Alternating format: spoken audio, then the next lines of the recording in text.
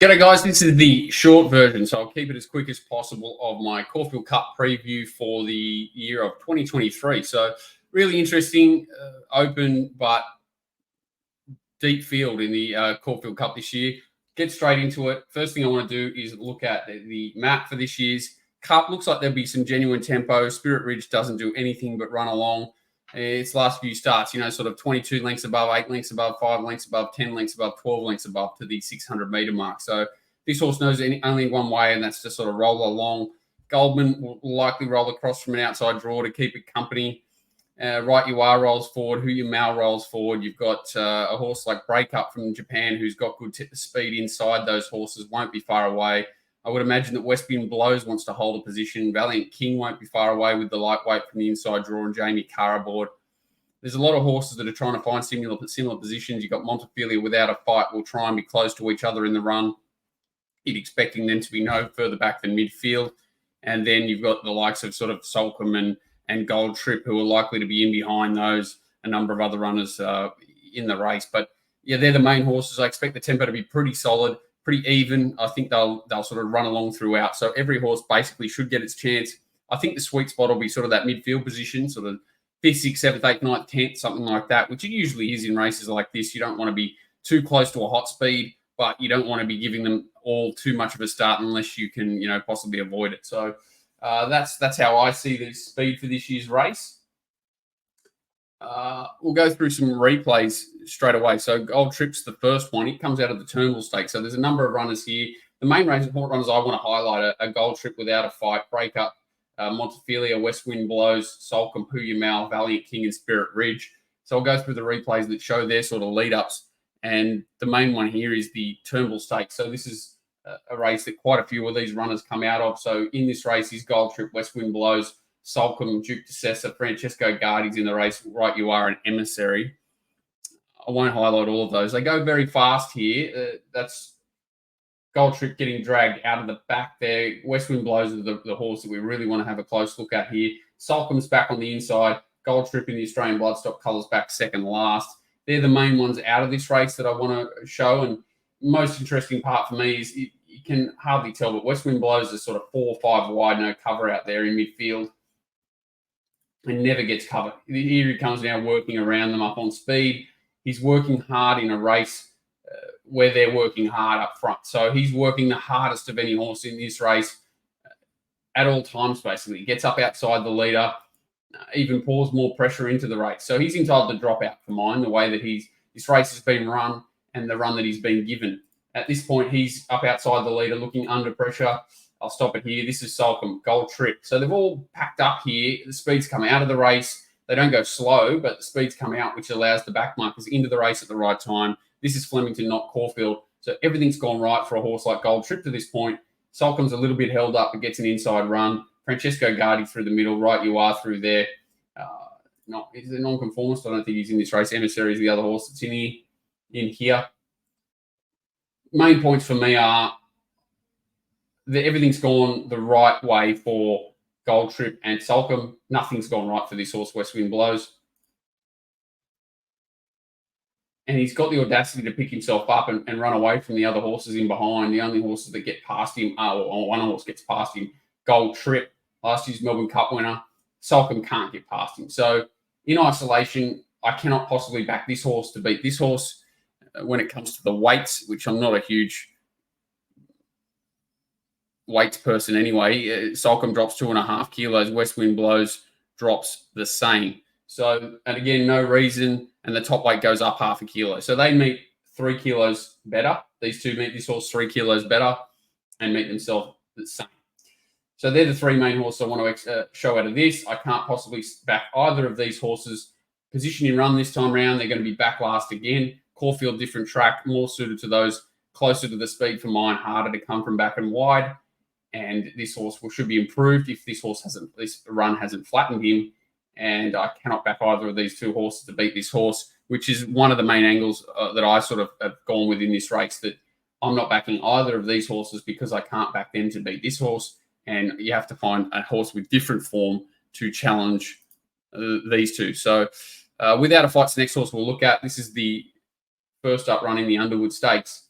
it goes into this race second up. It had a very similar plan in the Summer Carnival in Brisbane, where it went 1,800, 2,200, toyed with a couple of easier fields. There's no doubt about that. But that was at weight for age. Second race was at weight for age. First race was set weight penalties. Drops in the weights here to 55.5. So 3.5 kilo drop. Taking out the back here. I'm treating this as a bit of a barrier trial. They do run along throughout, but at an even fast tempo. So not as easy to come from back in the field. Most important point we'll just watch here is this is without a fight. Sort of travels up behind in the yellowy colours. This is Salcombe to the outside. Gets sort of held up here, forced to change course dramatically. That's nonconformist. Right you are again. That's Alligator Blood, who's just about favourite for the Cox Plate.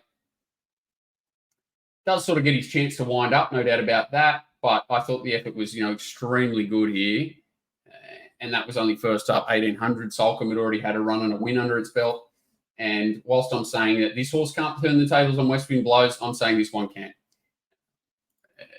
A little bit of a strange argument, but yeah, I just see this horse has got far more improvement in it than Salcombe, who's had a run before that.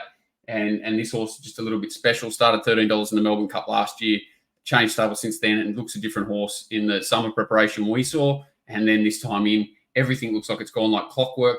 And I see him running extremely well from a midfield position. Breakup is the Japanese horse. We'll have a very quick look at the Tenno show run. So this is the Tenno show run. Breakup's in the green, running sixth in the middle here. Important, he sort of never looks like winning the race, but this is a far higher class of race overall. What I think stopping him being extremely competitive in a race like this is that this race is 3,200 metres. This is the Tenno show. He battles into fourth really well. I think that he's a Melbourne Cup horse. Now, that's the line I'm drawing here, is that he's going to be extremely hard to beat in a Melbourne Cup. Whether he's ready to go off 118 deep break here over 2,400 metres, which is, I think, we're going to be light of his best here. That's what we're trying to line up. Would I be surprised if he won? No. Would I be surprised if he ran a huge race? No. I just think he's a little bit vulnerable here, and I think I'm taking him much more seriously in the Melbourne Cup in a couple of weeks' time. Montefilia coming out of this Hill Stakes. Who you mount to me just draws really well here and is going to run really well. Drops 6 kilos off this race. Montefilia drops 2.5 kilos. So he meets her 3.5 kilos better. But the more I look at this, the more the run is incredible. And she ran fourth in this race last year, trained by someone different off a much worse setup. She's $15. I didn't realise. So she's $15 and Who You Mal $16. I thought she was sort of single figure, $7, $8 chance. So I think she's being underrated by the market here. Most important to note here is a slow tempo. They're sprinting hard. So Who You Mal, even though he sat outside the leader, has basically had a really good chance. This is Montefilia in behind in the green with the Yulon colours with the white hat. Sort of held up, gets out, gets a chance to sort of wind up. But the last 150 metres, even a 3.5 kilo weight drop, you would have to have her in front of him in the market. And whilst I've sort of been really keen on Who You Mal as an extreme value option in this race, and one of the better options, she just monstered him that last 50 metres. And, 2.5 kilos difference.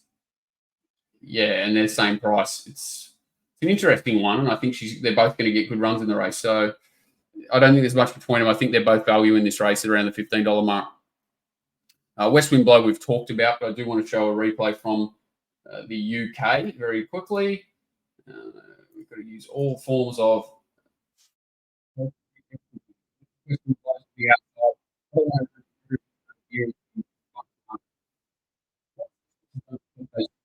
traditionally like our horses can. The only way you can really see what sort of pressure has gone into a race and what merits in a race is by margins opening. Obviously, we're getting kilometres per hour and sectionals. I'm not too worried about that. What I'm worried about is the gaps opening between horses. And off a sort of sprint finish, it's hard to open those gaps. So what these two horses up front have done is something really good. And these two horses have raced away, beaten narrowly. He's got exceptional form in the UK. We've already seen him here, which is so important. We've seen him run an extraordinary race, and he has to be the one to beat in this race. Salcombe we've already talked about. We've seen the replays. Just worried that he's going to get a little bit too far back here and faced too big a task with some really serious horses in front. Who You Mal we've talked about. Started $13 in this race last year, went on debut for Gay Waterhouse, had a few trials over the autumn and didn't come up. Was kept for this spring again. Trials were great. First and second up runs were great behind slow tempos with limited room to move at weight for age. Again, really good at weight for age last start when he finally got into a rhythm. If he can just get some cover just off speed, I can see him running a great race here. He's proven the 2,800 metres when he was trained in the UK. I can only see him running extremely well. Who You Mal and Valiant King's the last replay. Actually, I wanted to show two more replays. So Valiant King, this is him chasing home. So this is the Underwood Stakes. I've gone way too far back here. I've had an absolute mare. I had it in the right spot. So Verborn is the close enough to favourite in the Melbourne Cup. So here we go. Back of Verborn, who's one of the main chances in the Melbourne Cup at this stage, according to the market. This is Valiant King on his back. Just love the head on him, love the neck on him, love the way he moves, love everything about this horse. Gets into this race with 50 kilos. Think he's more a 2,400 metre horse than 3,200 metre horse, which is what the leader is. He's a high quality horse in his own right. There's no doubt about that. The only concern with this race is that he was a bit of flat. He's run after on the 9th of September. That was how long ago? 42 days ago, leading into this race. But what he's done here is, really good. There's no knock on this horse. Gap the rest behind. 50 kilos here. Jamie Carr. Jury's out a little bit on how she's going, but I think she's only going to keep improving. Injury, and I expect it to run well. Actually, we got one more replay. I've gone early again. I think Spirit Ridge is worth looking at. His run in the Metropolitan here was just incredible. They went way too fast up in front, but this is the way he's sort of racing best. So I think he's going to adopt similar tactics here. Just Fine had the best run you've ever seen right behind the leader, and they've gapped the rest. So I think he's one of the better roughies in the race. His current price is, 40 to 1, 50 to 1. So a horse that's just beaten narrowly, gapped again. The horse is behind. Certainly not a vintage Metrop by any standard, but this horse is coming into the race off basically 3 close enough to clip career peaks in a row. He's a 9-year-old gelding, had 41 starts for 7 wins. He's a winner at 2,400 metres twice, winner at 23.76. So he's a 3-time winner basically at this distance range, and he's going to be up on speed, and it wouldn't surprise me to see him keep running, to be honest. He's just going so well. But he's going to play a big part in the race, whether that's just from a speed perspective or whether he kicks on. But, for me, in summary, I think Without a Fight and West Wind Blows are clear top 2 picks for me. West Wind Blows just super tough. If he repeats that last start effort, I think he'll probably win, to be fair. Value runners are Who You Mal, Montefilia, and Valiant King, clearly. So they're my top 5. I wanted it to be 4, but they're my top 5. They're all sort of $15, $18. And then the top 2 are Without a Fight around the $7.50 mark, and West Wind Blows around the same sort of $7.50 mark. Clearly, they're the ones that I want to be with, and keeping a good eye on breakup when it comes to the Melbourne Cup, the Japanese Raider. Cheers, guys. Good luck. Great race. Cox Plate next week. I'll try and do something similar. And hopefully, if I've not found the winner, I've given someone something to think about, which is all I try and do with these videos. Cover my angles, why I like them, and then leave it up to you to make your own decisions. Cheers, guys. Good luck.